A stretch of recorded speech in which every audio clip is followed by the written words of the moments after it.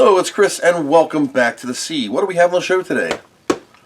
Just a small box in for Mr. Brett. I forget what's inside. Let's cut her open and see. I peeled the labels off for the old privacy. I think this is an entire machine. It's packaged very well in bubble wrap and another box. I gotta put this on the floor. It's a box and then, oh my, an upside down computer. It's an Amiga 3000, the entire Amiga 3000. Packing material, nothing else in the box. Couple paragraphs. Oh boy. Hi Chris, thank you so much for the informative and frequently entertaining content of repairing, upgrading, and in many cases resurrecting so many Amigas. I could use your expert help to spruce up a couple of members of my own collection, and I hope that the items I have sent don't cause you aggravation. Oh shit. Unit A nearly complete A3000 that is untested. Damage around the battery is relatively light. Denise socket and the 74HC04N logic chip near the clock have some significant corrosion. Shit. Super Denise is fine, but it might need a bit of cleaning. Only two parts that I can say what is certainly working is the power supply and the SCSI drive. Swapped out the original power supply with one I had recapped and refurbished last year. I previously used the hard drive. It was known to be working. I kept the floppy drive safely with me. Okay. Unit B. A second Amiga 3000 motherboard and daughter board, last to be known working a couple years ago. Battery has a lot of damage. Previous owner attempted to clear it up. Oh. I'd like to get a second look at that area for the sake of longevity. Same thing, 74HC04 has corrosion around the legs. Sent you some extra chips. Paula, some Super Denises that have very crusty, ugly legs, can hopefully be rejuvenated. If any of these chips are bad, no worries. Unit B has a Super Denise that's in much better shape, so feel free to use that one to get this one when they do. There's 4 Chinesium 27C400s that I hope you can burn some kickstarts. I have the proof of purchase for the receipt. Please keep the 3.1 ROMs. There's a PPNS 6840 Accelerator that was inside Unit A when I purchased it. A surprise bonus. Like the Mercury 040 that I've had such hell with. Some additional bits and bobs further on. I would appreciate it if you can do the following. Clean up the battery areas on both boards. Make all the repairs. Full recaps on both boards. And we'll see. Swap out corroded sockets or chips. Install coin battery mods. Program and swap out the Kickstart ROM. Test the 040 and replace the CPU with a more modern cooling solution that is an ideal cutting holes in the structure. The Accelerator came complete with a 3000, so the jumper settings should be set. Hey, put some new feet on the bottom case. To show my appreciation for your time and efforts, I'm sending you the various items in small boxes to help with your free pairs. That's a big bill to crack into. So I'm gonna leave bubble wrap. Okay, that's gonna live in its box. Small box here. Now, just so you know, Mr. Brett said he put an Apple AirTag in here in case it got lost. It's somewhere in one of these boxes.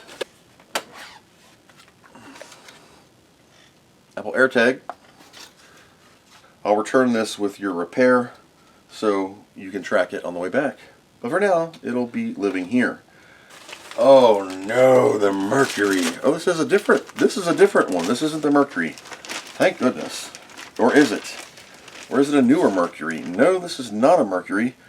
It's very similar. A PPNS software 6840 with its own plus logic.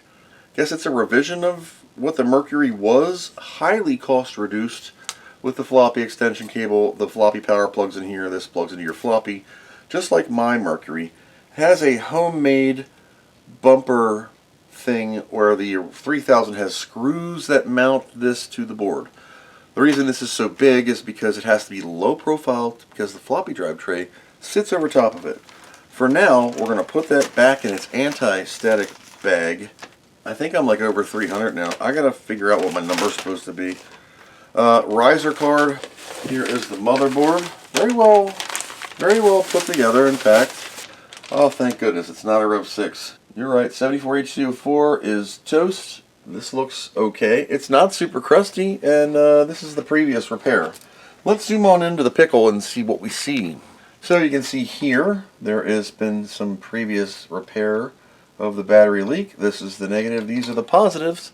There's a little line of a hole right here that goes bip, bip into this green resistor for your battery. Overall, the board's in decently good shape. We have such sights to show you. Except Paula has some beef in her teeth and some chicken too. And the 74HC04, as well as its buddy on the end, the 74ALS 74N. A lot of times when you have electrolytic or acid damage, the chips, because they're P-dips or plastic chips, the acids run inside the chip and just murder it. On the back side, this is where the Amiga 3000 throws you for a pickle. You're thinking, wow, that's great. What we look for mainly is Scuzz, Denise, Paula, around the lines here where the acid leaks. Because remember, battery, battery, battery. You can see the goop fire here. Somebody's been in here and messed with this variable trimmer capacitor. That's the solder lines to it. It might just be some flux. Overall, it looks okay. I don't see acids that have leaked through Paula, but you got to kind of really give them a look because there's a lot of little holes for vias that are empty that the goop just leaks through, and it can cause line breaks ever so carefully. You have to be very careful when you're doing these lines, and especially removing or clipping out these. You never know what you're going to get. This has been extracted. This one has not. There is a bubble right here of electrolytic damage. There's something up here, looks like a cotton swab. It was cleaned. This has been replaced. This is VC470. It's been soldered on also. See that? Zip, zap, zip. Like Zorro signed it with a sword. Usually I take about 20 or 30 minutes and just slowly look over the board. There's a liquid spill right here.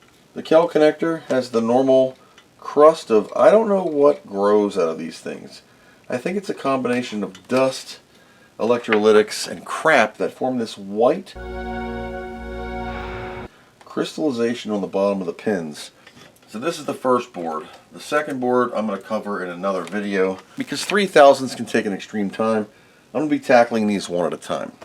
There's like 37 or 40 caps on here. It doesn't mean they're all bad. Depending on the usage of the machine, what we can do is we can extract some, we'll put them in the TC2 capacitor tester, see how their VLOS is and their capacitance values. If they're skyrocketing, that means they're drying out and turning into resistors, then we'll swap them out. Shoei's and Elna caps from the time period are freaking bulletproof. Perfect example of why I move jumpers. There we go. God, that was stuck like you wouldn't believe. I pull them off and then I put them back on. Give them a little up and down action, wiggle. Why do you do that? Because corrosion or just crap can make them stick and get goop in between them. Losing their bond makes the connection again. Now, ouch, frackin' fart knocker. You don't need the amber system to survive to have a working 3000. It's the best part of it, but you know, that old chestnut. I'm going to use an ATX power supply with the Amiga Kit A3000 adapter. And you take J350 and you move it to VSync. That is right underneath U350 CIA. That way it gets the 60 hertz or 50 hertz signal from your monitor's vertical sync. This will not work without a daughter board. Here's the daughter board.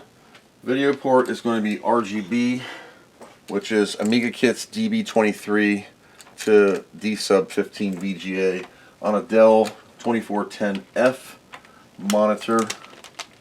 For lights and hard drive-y activities, we're going to use Mr. Hertel's. This is a light from The Godfather.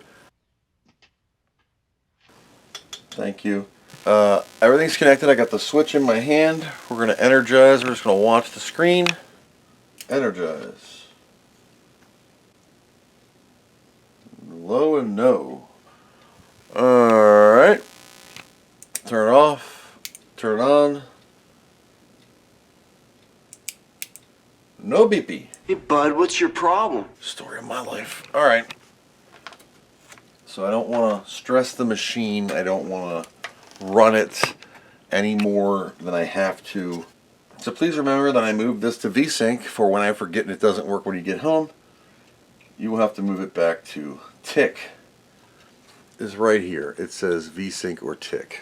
And currently it's in VSync, which is right underneath your left CIA and the floppy header.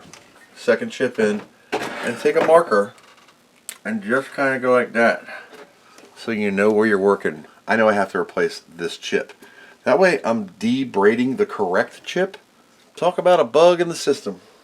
There is or was a spider carcass in here. So solder has been added to the points. It's 9:13 p.m.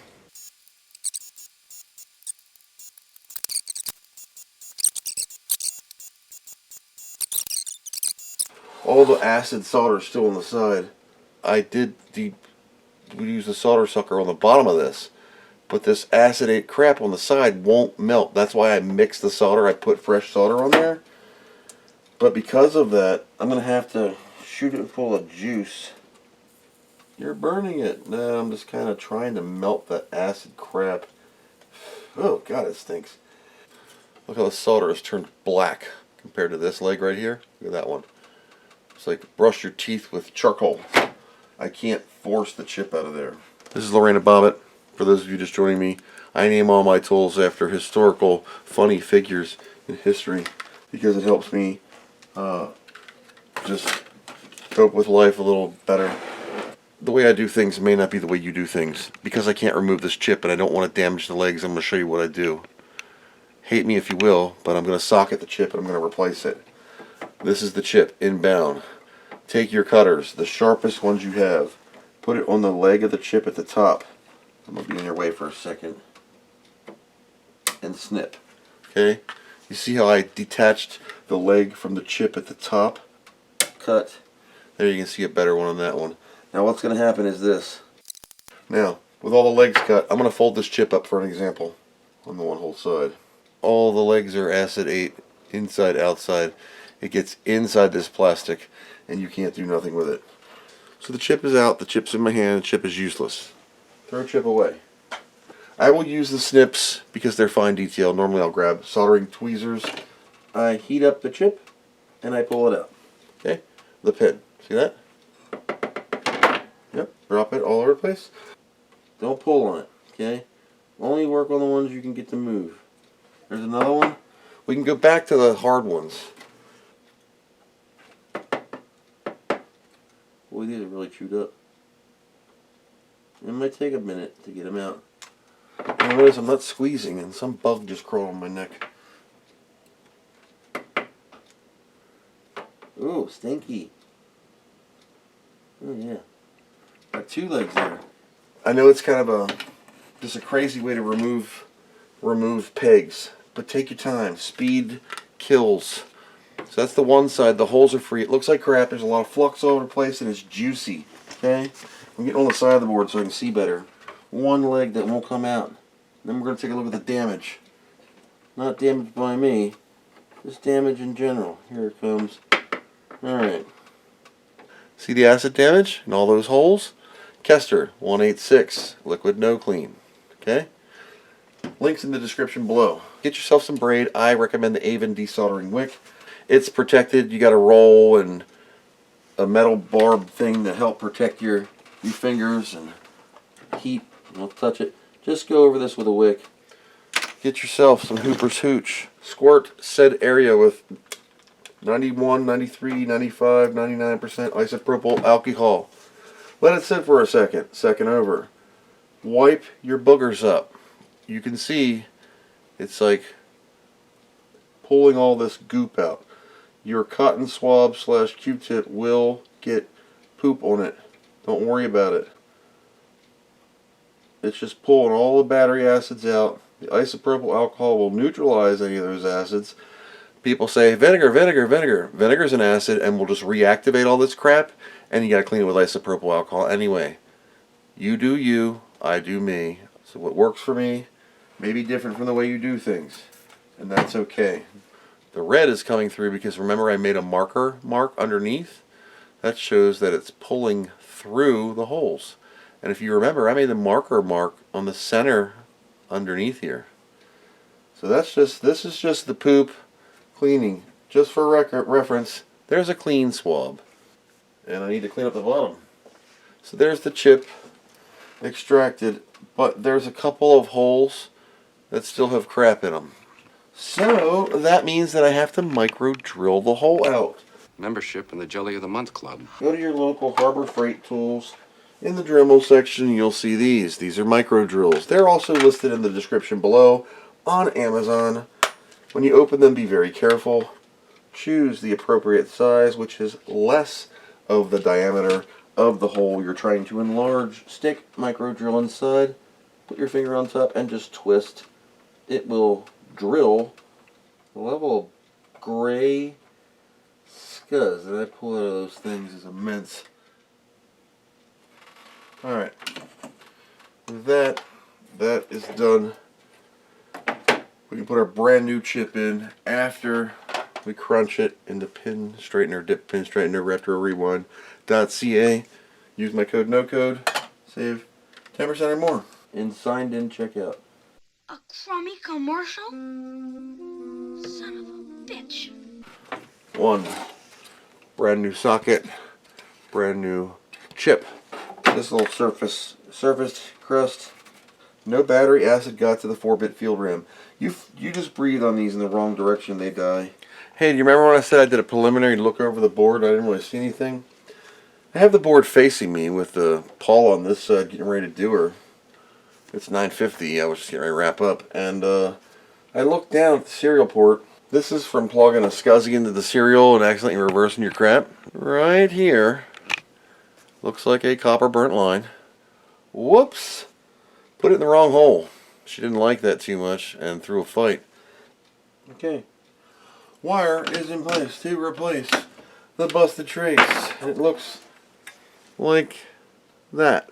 Following the same contour of the busted thing, that's fixed. I'm not going to look at anything else because I'll have to fix something else. 10:05 p.m. Hi, welcome back to the next day. It's 5:27 p.m. My body ran out of power last night. It's ran out of power today. It's Friday night. I found that the FPU here, it's got a scab of rust or something on one of the pins.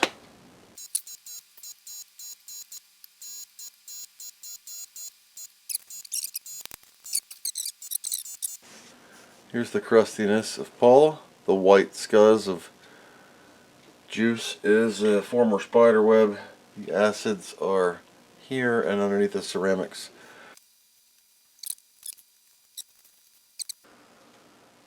One ring break, but it's still there. It's not broken on the line side.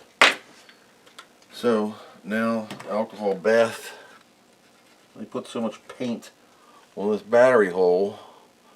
It's like impossible to see what's green from paint or green from scuzz. Paula socket's in. Paula's crusty. Fiberglass pen this sucker. ATX power supply, 3000 connector. Plug in my switch. Energize my power. Whoops. Turn monitor off and back on. I adjusted my counter on the DeVoom here. I don't know what it's at, 290. And what is it? Did I do it right? 294. I didn't do it right. It's supposed to say 298. Energize. Low, high. Hey, look at that. This is supposed to say 298. It says enter name 298. 298. That's supposed to say 298. 294. What does this say? Edit. Am I just editing the name? 298. Name already exists. See, that's where I screwed this up. Maybe I have to hit this pen. Oh yeah, look at that. That's what I've been doing wrong the whole time. It's actually over 300, but I forget. Save. 298. Overwrite. Does that say 298? Okay, so 298. This is 299. Done. Save. 299. Save successfully. And then what? Upload. 299. Okay. Are we done with this one? No, it's saved, but it's not done on the request. We're gonna boot ATK, get a mouse on here, make sure that the ports work. Make a test kit in the drive. That's better. Oh God, we haven't tested Amber yet. There we go. All right, let's get her in 50 so it centers the screen. Memory. 16 megs of fast, 2 megs of chip. Good. We're going to test the region first. We're going to do chip RAM test first. Alright, so this memory test, whoops, you missed that. This memory tested fine. We'll test the 16 meg of RAM. That will take a little longer. 2.1 on this. We've made it a loop. I know I always go further, but she's working. Look at that. Right there. Yep. Why would that line have blown? That's better. Now let's see if I can get this thing in there. Hey, look at that. Now, let's do the serial parallel, loopback serial test. Green is good, red is bad, green is good. Cool. Parallel test. All good. Thank goodness. There's no audio. It's there, but it's so weak. Yeah, all 4 channels are there. It's just so quiet you can't hear it. So the audio is weak and I can't hear anything. So I'm going to pull all this apart again. Roll this around to the back side. And where the ports are always messed up, I'm going to look in there. As you can see by this lance going all the way through, there's no metal to touch. This one, there's no metal for the RCA to touch. Because it is totally pushed up into the top. Energize. Yeah, I heard a click this time. It's so quiet you can't hear it. Let me take a probe reading off of them while I try to fix this damn DeVoom again. I've been updating this thing every repair. And it doesn't save it. Me, local, you, 298. It's what it says, 298.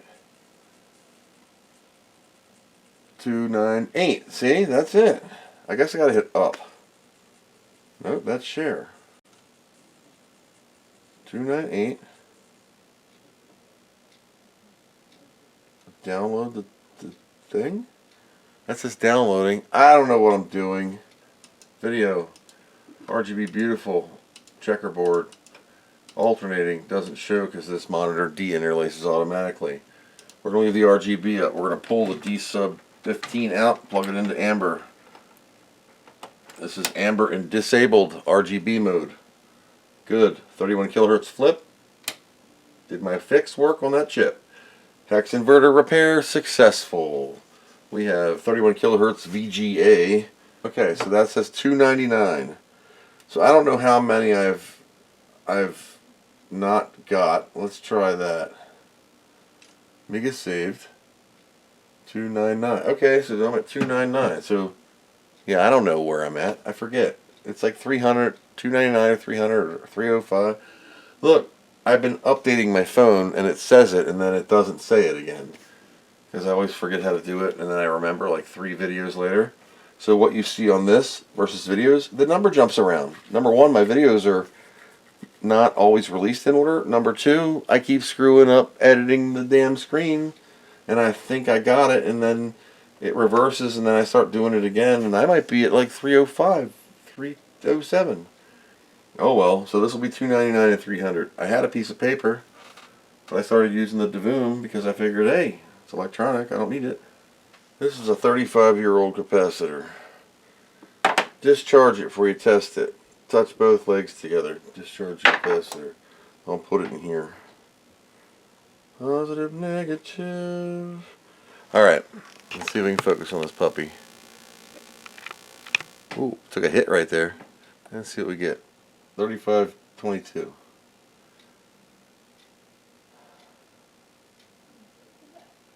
Capacitor 22.6.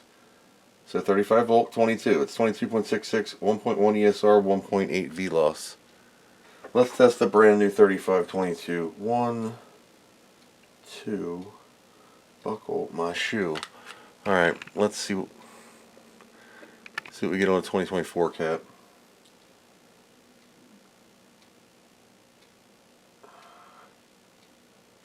.22 V loss 0.8 ESR 0.98. So this cap is better, but look, it's not. This is over UF 23. The other one was 22. So capacitance wise, this cap is still fine. We're having problems with audio, so we're going to replace them. Alright, the important part of a 3000 that I can't see is how the battery hooks up. And I'll show you. So this is the 3000 motherboard. And right here, in die, Varda, die, this post, these are joined together, right? These two, watch. This runs down to R192. Right? See that? This post goes down and over. So we're going to test for continuity on there. Hopefully it has it. If not, I have to run a wire. It's got it. Your battery will work. Semi-recovered dude. 8:26 a.m. Jumped right in it. I'm going to hook up a probe. I'm going to measure voltages on the oscilloscope.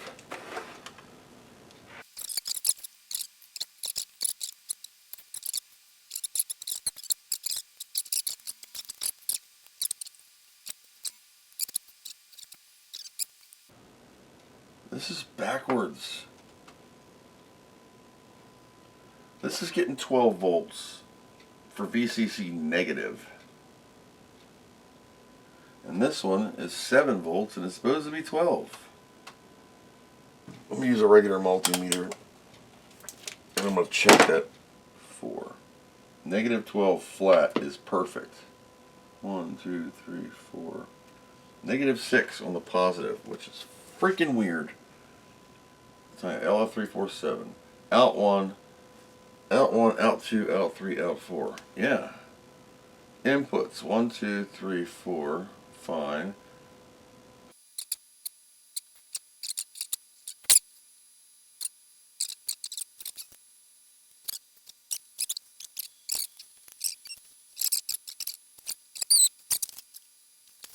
We're going to check D192 on the power rail here. I go to a ground point here.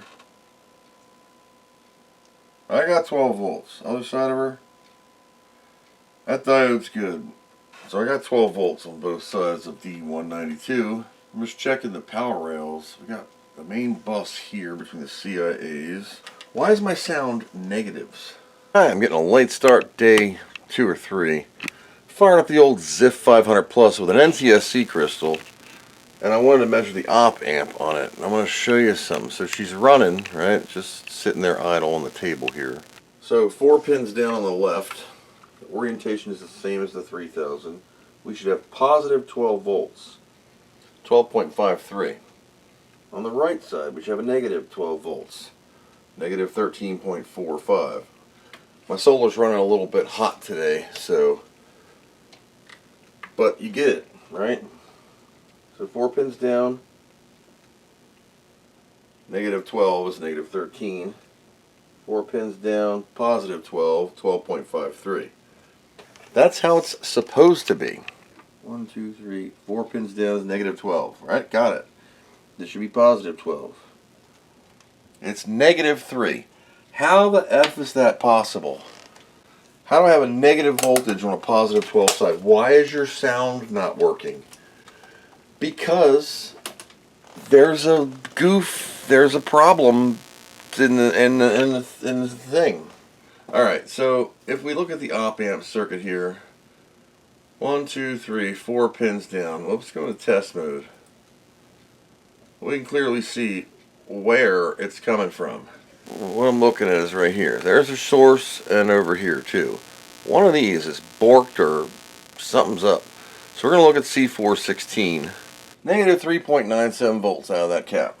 Well, our source for said capacitor comes from two resistors here. 403, which is a 10K, and 407.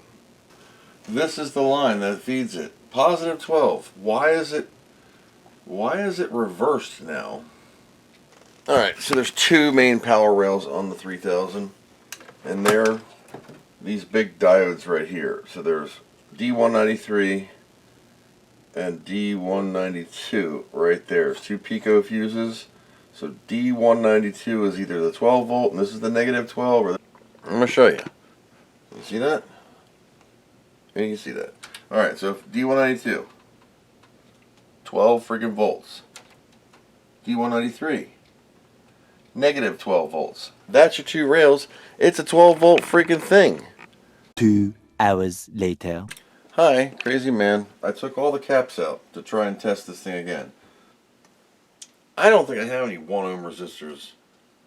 I have 610 resistors, all of which, none of them are the ones I need. How is that possible? Negative 19 volts without that resistor in there. That's more than the current has.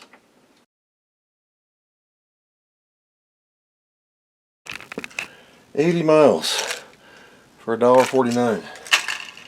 $1.99. And I got the stupid thingamabobber that I ordered, and I got some extra 1 ohm.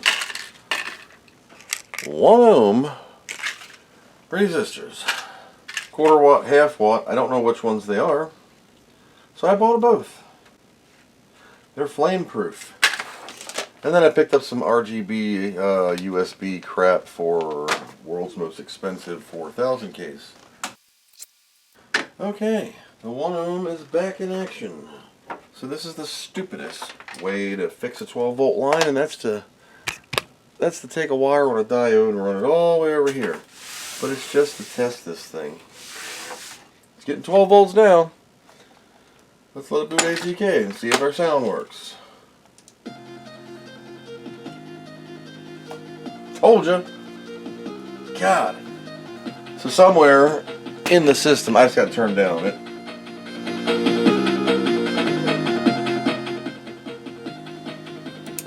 Alright. That was worth the trip then. So somewhere in that line, somewhere, the 12 volt died. So my little test wire, just as a test, pull it off. I'll wire one underneath it with better wire.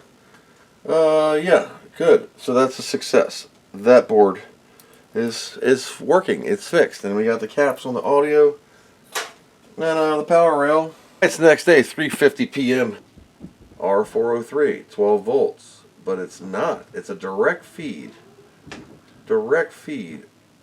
Wait a minute, it goes into a cap here. Yeah, right off the 12 volt power rail. Underneath. Oh, look where she runs. Look where it runs. Right underneath the battery. So I'm going to check the 4700 ohm resistor R190 for 12 volt. Bingo. 12 volts. I don't even see that. 11.4, 11.3. It's cycling because the Amiga's boot looping. So that's where I'm going to pull it from. It'll be a wire about that long. As soon as it goes north, because R403 decided it was going to be a negative voltage. Can you see that? Let's see. There we go. You can see it now. Alright, so I'll turn the Amiga on. Ground out on the ground plane. R403. The new resistor I just put on. Is negative 5 volts? What the hell? That's the power rail. This is like the power rail. Oh, there we go. Nope, it just flipped. Did you see that? 12 volt. And it flips. Let me go to the op amp. Pin 4 of the op amp. It's reversed. Look, it's getting negative voltage and it's jumping all around. I'm jumping around, jumping around. R408 has 12 volts.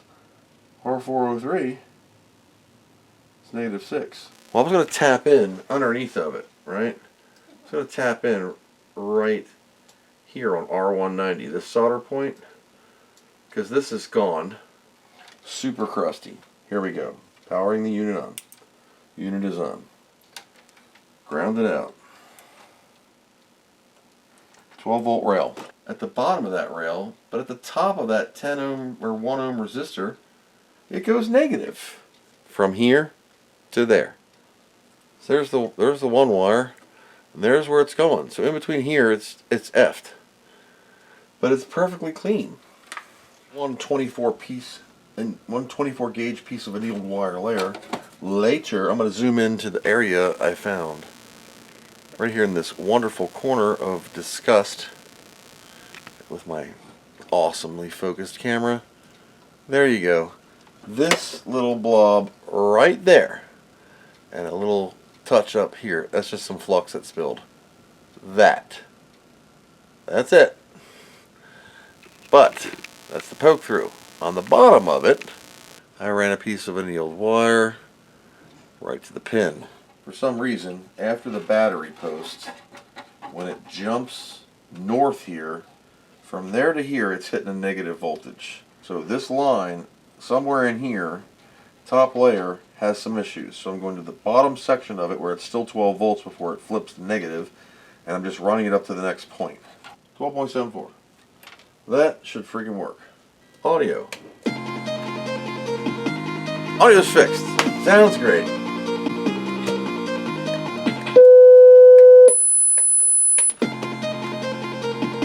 Filter.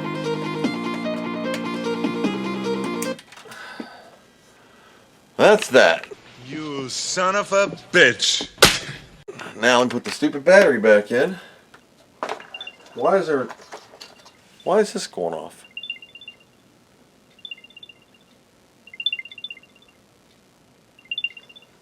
So these are the, I can't see that, you moron. There's the ROMs. We're gonna reboot, rewrite them. Pin detect passed, blank check flash, probe. And if this works, and I don't bump the cable, breathe, or sneeze, in about 90 seconds, I should have a flashed 3, 2, 2, 1 low.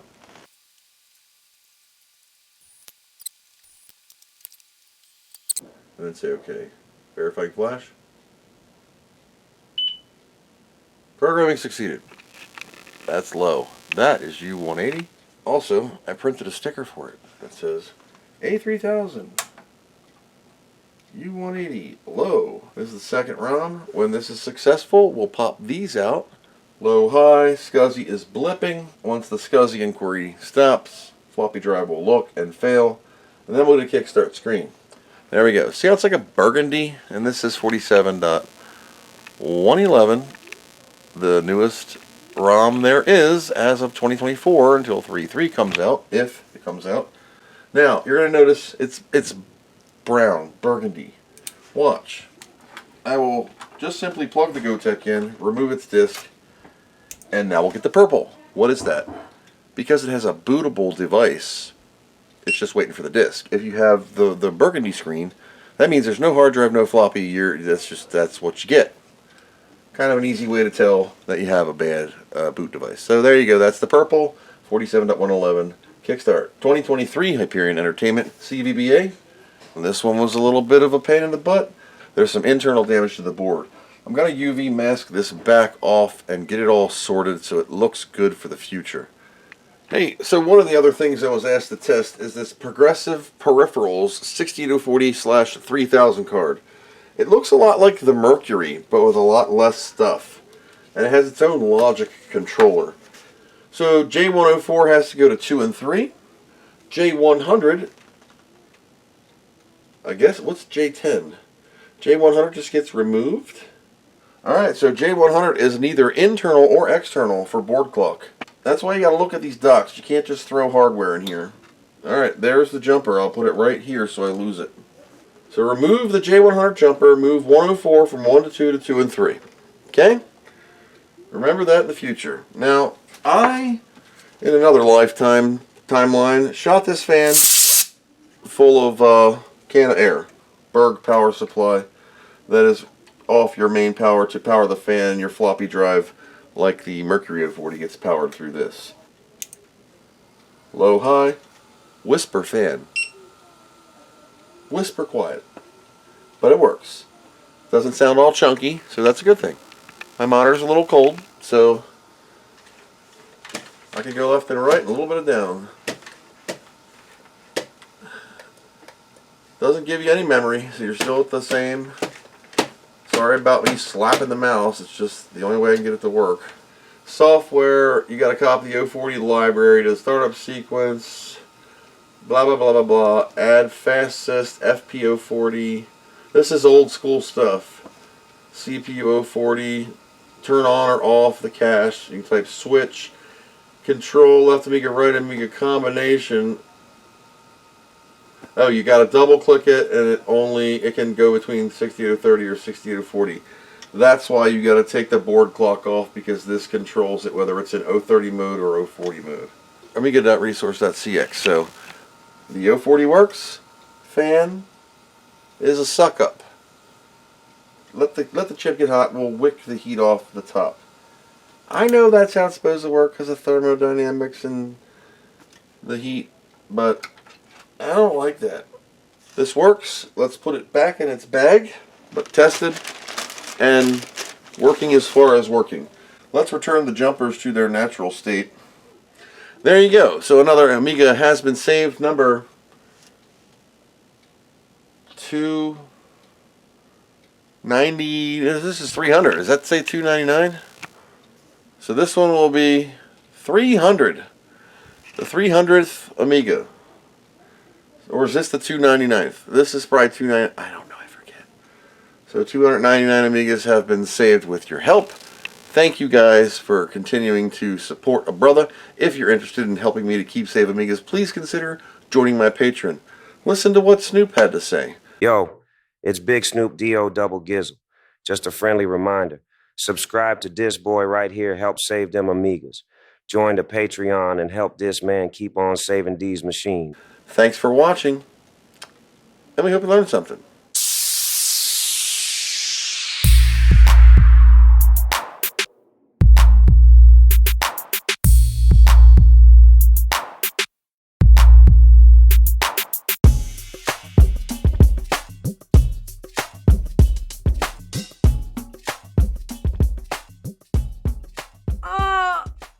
What do you know from funny, you bastard?